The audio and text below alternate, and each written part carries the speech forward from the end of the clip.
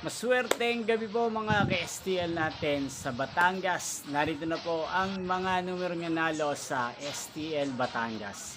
Ngayong gabing ito, July 2, 2026, 8:30 PM. Third draw result yan. Kitang-kita nyo na po ngayon sa screen ng inyong cellphone ang mga numero nanalo sa STL Batangas. In exact order po yan. At kung maswerte namang natayaan nyo po ang mga numero niyan kanina, congrats po sa inyo.